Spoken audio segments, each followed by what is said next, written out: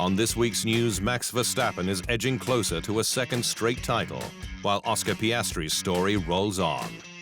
You can now watch full 24-minute episodes of The Inside Line at our official home on unbeaten.com.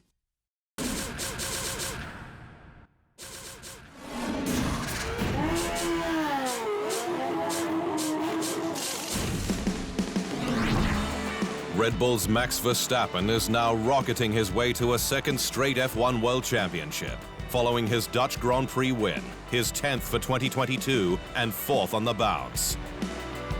The Dutchman and his top squad worked the safety cars to perfection to come out on top again, with 3 more wins from the last 7 races to secure the title, irrespective of his rivals' results. Verstappen could lift the crown at F1's original night race in Singapore if he wins, and his rivals Charles Leclerc and teammate Sergio Perez fail to score, with the more likely scenario in Japan, where just 112 points will be left to fight for, meaning that the pair must start outscoring the Dutchman to keep their title hopes alive, with the gap significantly diminishing with each round. However, Verstappen, now an officer in the Order of Orange Nassau, a decoration received by the Dutch royal family last weekend, is on a roll. The Netherlands was yet another big round for news, with F1's Contracts Recognition Board determining that Oscar Piastri's McLaren, not Alpine, deal was valid, ensuring he'll race with the squad in 2023 and 2024. I am super excited to be joining the grid and with such a prestigious team like McLaren. I have no doubt it's a great place to start my career. And yeah, it's been a long road up until this point. But while Alpine agreed to drop the case and pay more than $600,000 in legal fees, fresh details emerged on Piastri's signing, which predated McLaren's message of support for Daniel Ricciardo. Piastri signed just 5 days after McLaren Racing CEO Zak Brown said Ricciardo would see out his contract on June 29. Later in July, team boss Andreas Seidel committed to Ricciardo before making a U-turn. Piastri's manager Mark Webber, however, cleared the air in Zandvoort, where he told Ricciardo it was nothing personal. He feels really bad, obviously, how it's gone down, and obviously how things have been put out there in the media. So yeah, it was obviously nice to speak to him, he said. IndyCar young gun Colton Herta's case for an F1 switch continues to build momentum, with AlphaTauri allegedly agreeing to a deal for 2023, pending the FIA's exemption for the required super license. Herta was first pursued by McLaren, who handed the 22-year-old his first taste of F1 power in July with a 2-day test in its 2021 MCL 35M car at Portugal's undulating Portimao circuit. Very thankful to McLaren for giving me this opportunity. It's been an amazing 2 days getting acclimated into this car.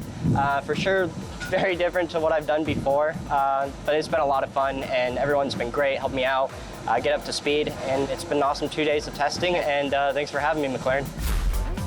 But the Californian now has a race seat shot with Red Bull's sister squad AlphaTauri, should Alpine want to take impressive racer Pierre Gasly for an all-French lineup with Esteban Ocon. It may not, however, be that easy, with Herta needing a super license and the Americans short on points. As it stands, the American qualifies for 32, more than enough for an FP1 session. IndyCar's season ends on the same weekend as Monza, so he could get a little closer with an extra point for each of the 6 FP1s left. F1's governing body, however, has leeway via the International Sporting Code, with super licenses granted at the FIA's discretion as long as a 30-point minimum has been reached. Young gun Mick Schumacher is set to be a free agent at the end of 2022, with news he'll leave the Ferrari Driver Academy, the end of his Scuderia support likely ruling out a Haas extension and future works drive. Schumacher joined the FDA in 2019 following his title-winning season in F3, and moved up to F2 with top junior squad Prema, with whom he lifted the penultimate crown on his second attempt. But while Schumacher showed well on his F1 debut last year, defeating teammate Nikita Mazepin, he crashed heavily twice this year in trying to match his new teammate Kevin Magnussen, and has scored points just twice in 15 rounds, leading both Haas and Ferrari to look elsewhere, with Scuderia reserve Antonio Giovinazzi in the car for FP1 this week at Monza, ahead of an expected 2023 drive. Schumacher's options for 2023 include Alpine, where Esteban Ocon is a friend, and Williams, alongside Alex Albon, though Dr. Helmut Marko has ruled out him moving over to AlphaTauri. Four-time F1 world champion Sebastian Vettel has the hammer down in developing Aston Martin's 2023 car in a final bid to help push the green squad forward despite his imminent retirement.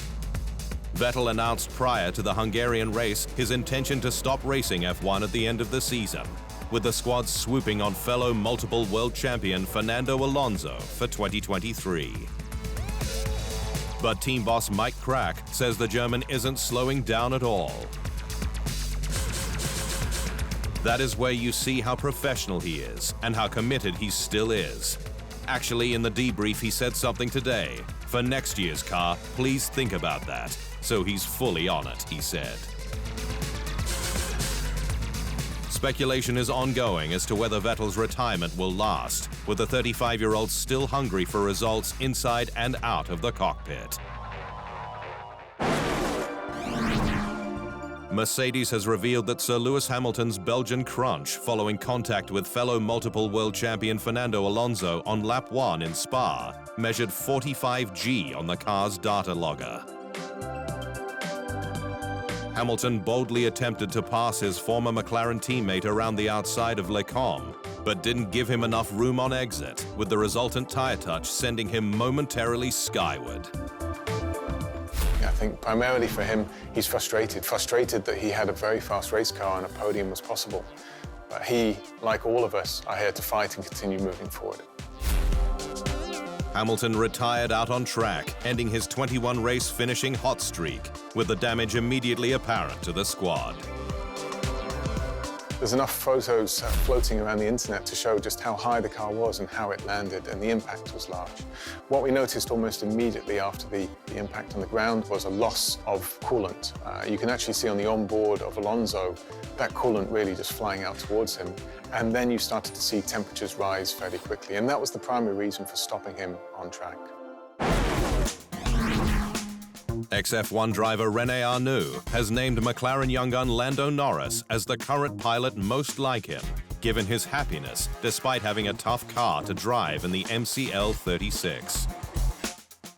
Arnoux was one of the toughest in the sport from the late 1970s through the 80s, with 7 wins across 12 campaigns for Ferrari and Renault, for whom he's most well known, and his battle with the legendary Gilles Villeneuve at the 1979 French Grand Prix at Dijon. But Arnoux didn't always have the car and would have won world championships if not for reliability issues, which he said in an interview with official F1 podcast Beyond the Grid makes Norris most like him in facing the difficulties with a smile. I think only on the TV, I don't know him, because he's very simple, he's very happy, and the car was very up and down. Huh? Sometimes it's fantastic, but he's always happy. And I think his drive in this condition always at the maximum. Supercars, Australia's top touring car category, has had a late season win with the return of ex-F1 race director Michael Masi as its new commission chairman to help guide the series forward. Masi was dismissed from his FIA role earlier this year following his hand in the safety car fiasco that marred last year's Abu Dhabi season finale and decided the Drivers' World Championship. The 44-year-old flew home to Australia in April following 3 years as F1 race director and is a high-profile return to the touring car series he was previously involved with for many years. I'm very proud to have been appointed to this role and look forward to working with the key stakeholders in the sport to ensure the future is an exciting one for our teams, partners, sponsors, and most importantly, the fans, he said.